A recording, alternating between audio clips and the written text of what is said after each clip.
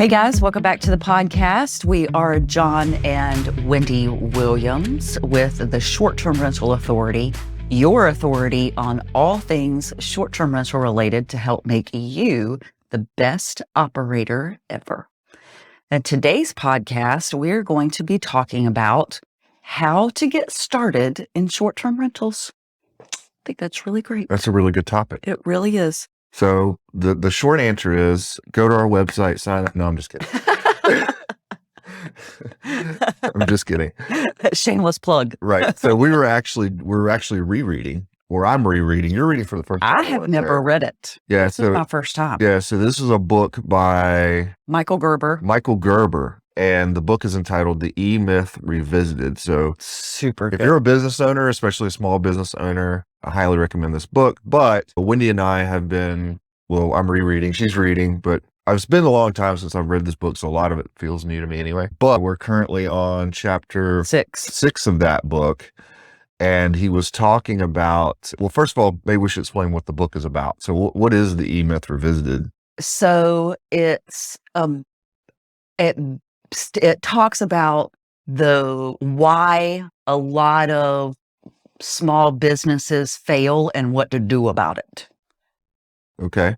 So, but in this specific chapter, the thing that struck me the most was the concept of starting a business as if it's complete, as if it's mature already.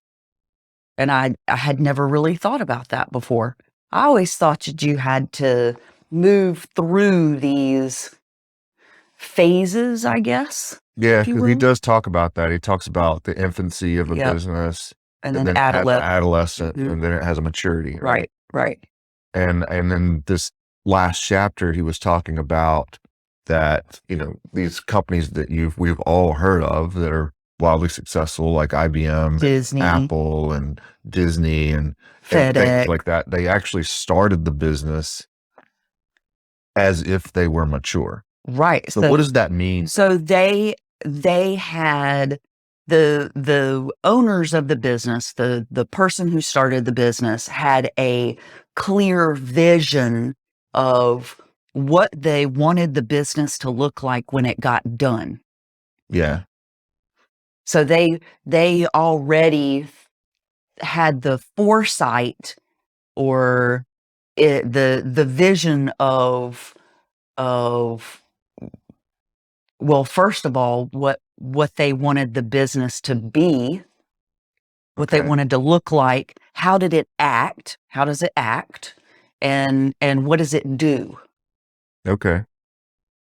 So I thought that was really interesting. So how does that apply to? right. So I was thinking about that in this respect, and I feel like the way that it applies to this concept is if you are first getting started, and we kind of did this too, we created a vision for our business and what we wanted the business to do for us personally, because we all go into business for a reason. What do you hope that your business will do for you personally? And I think the answer to that is very personal. Yeah. And it's not make as much money as possible. Like No, that's too vague. It's way too vague. You need a vision. You need to know how much money exactly. Yeah, like where you're going. Right. So coming up with exactly how much money you need to do whatever it is you want to do, right? Because you got to think about that first. What are you trying to do? What are you trying to accomplish? Maybe what you want your life to look like, for example. Mm-hmm. And it's not all about he talks about how it's not all about the revenue generated either. It's not like, okay, how much money do I want to make? It's what's the culture of that business? When you walk in the front door, who are the people that are working there? What's their disposition? Is it very formal? Is it very informal? Is it, are people happy, or people get serious, and you got to kind of think about that culture of your business too, right? Like, what do you want it to look like and act like, is kind of what you were saying in the beginning. And some of that is going to drive how you present to the public. Mm-hmm. What are you actually building here? When someone thinks of Queen City Sweets, what hits their mind, and you know this when you think of, well, when I think of Apple, I immediately get a opinion of what that is, but it's because they took the time to think about what it was going to be. Right. Right. And that's how you get started. And I would argue that's how you get started in any business, not just a short-term rental business. Yeah. And one thing is to realize that, well, we've talked about this before too, but this is a business. That was really hard for me to understand for a long time. One of my mentors, Jordan Payne, over at the Kingdom Real Estate, shout out to them. Even back when we were in the fix and flip business, and when we were, even when we were wholesaling and all these other things we've done, he kept saying to me, and well, not me, but he was mentoring, hey, this is a business. You have to treat it like a business. Right. But what does that mean? What does that mean? And I always struggled with that because I didn't really have a blueprint or a formula or a example even of what that looked like. Yeah. Yeah. And a lot of it's stuff like that has nothing seemingly to do with short-term rentals or anything, but it's something every business needs, like bookkeeping. It's like a big one. That's the one everybody skips. Like, how many people we coached and they've got, 4, 5, 6, 7 short-term rentals. So they're well on their way, and they don't even have a bookkeeper. Oh my goodness. That gets because they heart skipped palpitations just thinking about it. And now is that the vision for your business is, oh, well, we just don't do bookkeeping? Right.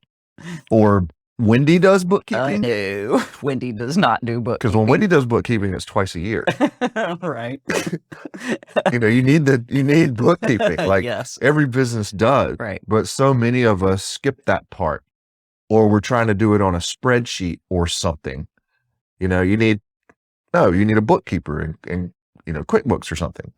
Some kind of counting software. Things like having a CRM, customer relationship management system, where you have a place to put customers and their emails and their phone numbers and things like that. Like, these are core things in your business. Do you have standard operating procedures? Yep, that's a big, huge one. Are all of the things that go on in your business, whether you're doing them or not, is that documented? Right. And he was talking about, and we were debating this, he was talking about, how do you know, because it's one thing to have a vision, right? And to be building this thing and starting this thing, right? Because we're really talking about how to get started. It's thinking through all of those pieces, but how do you know when you're done? Right. And what does that mean? And what does that mean? What does that mean to be done? Because you're telling me, okay, I need a vision, because to get started, I need a clear vision of what I'm doing. I need to realize now the pieces that need to be in place to make that happen. Right. Like, some of them are more obvious, like bookkeeping, but then there's some other things that aren't as obvious, like, well, what are all the SOPs I need? Well, those you're going to develop over time. Sure. Based on things that happen in your business. But I guess the point is, how do you know, if you're trying to get a vision to where I'm trying to go, how do I know when I'm there? Well, I would say that the answer to that is that you have to ask yourself, why are you starting this business in the first place? Okay. What are you hoping that this business will accomplish for you? Can you give me an example? Yes. So one of the things that my vision is, I would like to own can I say it? Sure. A bud and breakfast. Okay. Can I say that? I guess. Okay. You just did. I mean, you can cut that out, right? Yeah, but then everybody's going to wonder what it was you wanted. Should I say a bud and breakfast or a bed and breakfast? Yeah, but I'm going to challenge you. I know where you're going, but I'm going to challenge you. Okay. All right. So one of the things that I personally want and is in my vision story is a bud and breakfast. So one of the things that we created Queen City Suites to do for us is to help us purchase a bud and breakfast on the lake type property. So I know I need about $10 million to get this bud and breakfast up and running. Okay. And here's my challenge. That's another business that you're talking about, It is indeed. right? So vision, doesn't it go beyond that? Like, why are you starting that business then? What's the vision for that one? So for that one, I really just want to create a really cool space and experience for people, To what end? because that's where I want to retire. Okay. So you're building a retirement community Yeah. where people come stay at the lake And hang out. and Yeah. hang out. Yes. Interesting. Okay. Because you want to stay there. Because I want to stay there. Okay. Yeah. Interesting. All right. I mean, that's my ideal retirement space, Right. Okay. right? That's where I want to live on the lake, and I want to have that experience every day, and I want other people to be able to enjoy it too. But I enjoy hosting people. I mean, you know this. Yeah. That's one of the reasons that we got into the short-term rental space to begin with. Yeah. I really enjoy being the hostess. Yeah. I mean, I love to decorate and host parties, and that's what makes me happy, Mm-hmm. right? So why not combine those things and make that an experience that not just I get to enjoy, but many, many, many other people get to enjoy as well. Yeah. And I remember when we had this discussion with our mentor, Jay, he said, but Wendy, that's not what I meant when I asked you that question. He said, what do you really want? And then you said, oh, well, what I really want is a Cadillac Escalade that costs $1,500 a month. Like we got down, it was like $100,000 car or something. I do want that too. Right. So that to me was more of an answer of what you're really wanting rather than this other thing. Because that's something you're going to go do to make money. Like that's not like, what are you going to do with the money? I'm going to, Right. You understand. I want to purchase a place on the lake. Yeah. What are you going to do with the money that thing makes? Well, even I'm if assuming you're just not. even if it didn't make money, I want to buy a house on the lake. I want to live on the lake. Right. But you're serving other people. You're building another business, are you not? Yes. Okay. So what are you going to do with that money? That's what I keep asking. I'm going to buy cash flowing assets to create generational wealth for myself and my family. Okay. And I'm going to live on the lake and buy a boat and some kayaks, and I'm going to travel. Okay. I think that's getting closer to the actual vision. Okay. Personally. Right. Well, that's an interesting thing to do, is to actually think about what you want. Like, what do you want your life to look like? Yeah. And to have these kind of conversations Yeah. where you kind of have to think about it a little bit and dream a little bit. Yeah. Right. I mean, because a lot of people don't even allow themselves to dream. Right. And we learned that playing the Cash Flow 101 game. Yep. If you haven't played Cash Flow 101, you should. We'll probably do an episode on it if we haven't already. It's fun. But one of the first things you do in that game, and the idea behind that game, if you don't know, it was created by Robert Kiyosaki, the same guy that did Rich Dad Poor Dad, and it's meant to be a tool of learning. So, you were a school teacher and in education, this, that the more things you can incorporate, meaning seeing it, speaking it, Doing it. Mm-hmm.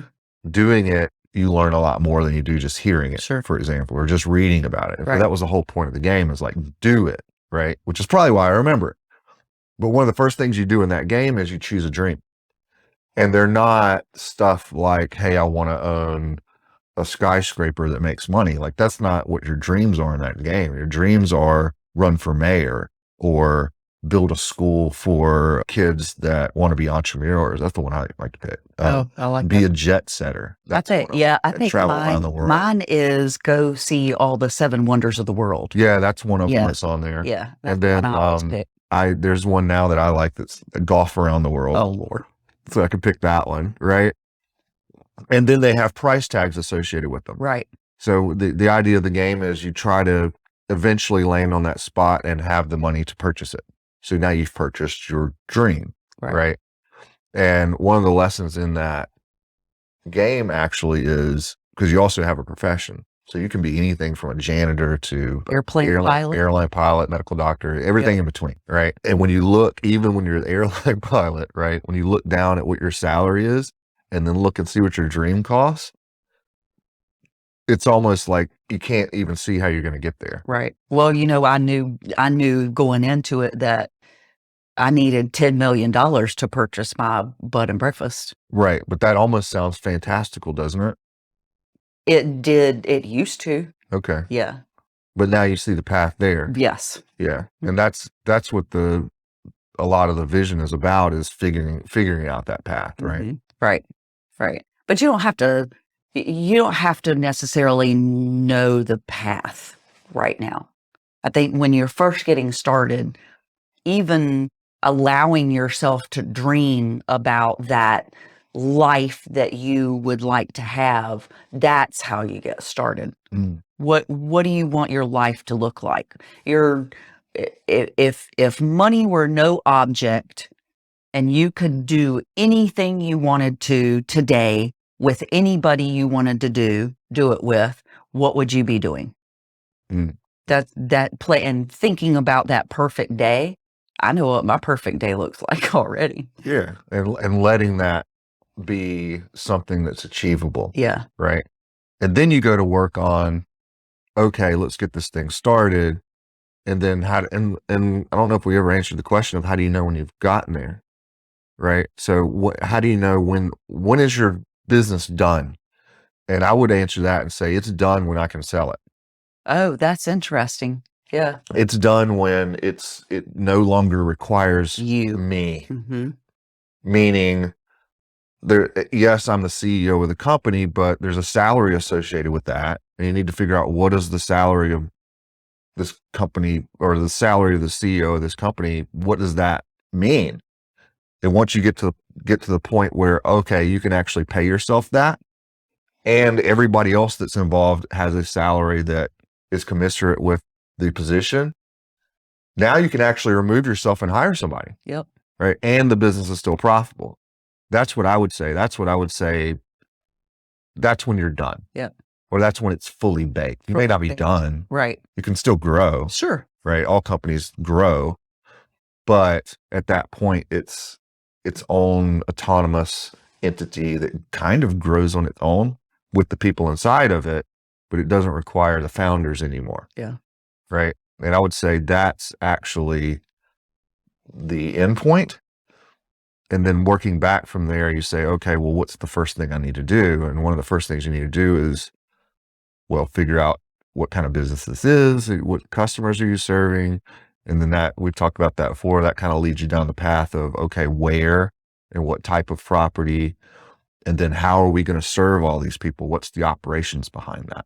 What are the pieces that need to be in place to make it all work without me being involved? Even though I'm involved in the beginning, I'm really just filling a job that the company can't quite afford to. Right. Somebody else is eventually going to be put in that position. Yeah. Because this is a business. This isn't passive real estate investing. Right. This is an operations business that is a hospitality business that serves a client base, and it knows who it is. It knows who it serves. It's very specific about that. And it knows what the hierarchy, what the people are, what all the positions are. It has standard operating procedures. It has processes. It has bookkeeping, it has attorneys, it has CPAs, it has, all those ancillary things that you need in a functioning business. Like, what would you expect an apple to have? Well, you'd have to have all that, Sure. right? Training, like when you bring on a new person, yeah. like, is there a training program, Mm-hmm. right? So there's a lot to build, but knowing that that's what you're doing, that will bring you back to, okay, how do I get started? And I think one of the best ways to get started, actually, and now I'm going to start plugging myself, but because this is what we did, go get a mentor. Yeah. Go get a mentor. Why reinvent the wheel? Yes. Because it's going to put you so much further ahead. That's what I was about to say. Yeah. I mean, it's not a shortcut per se, because you still have the work to do. No, it's not an easy button. But it does keep you from doing things that aren't important and focuses on the things that are, because it's easier to see the end goal for someone who's, well, closer to the end goal, right? Than just getting started. And yeah, you can go to YouTube University and you can do all that stuff too. I mean, this is on YouTube. It's the information out there. The problem is everybody has different perspectives, and you hear one thing over here and you start doing that, and then somebody over here says, no, don't do that, do this. And it's because they have two different game plans. They have two different ways of getting there. So if you can get on one track with one person and at least duplicate what they've done, now you're at a point where, okay, now I can go experiment and do my own thing, right? But you kind of want a process, you want a blueprint to follow, you want a plan, and that's what we've put together to help people at least get started, get to a pretty good sizable company, to the place where then they can start making those decisions about, okay, where am I trying to go? Because everybody's vision is different, right? Everybody's trying to get to a slightly different place. Yeah, but that's the first step. Like to wrap it up, I would say that how do you get started is figure out where you want to go. Yeah, have a complete vision. Have a complete vision of what you want your business to look like. What does your mature business look like? And what does your life look like with that mature business? That's exactly what I was going to say next. What does your personal everyday life look like? And how does your business fit in there? How do you fit in there with that business there? I mean, you may not fit in at all, right?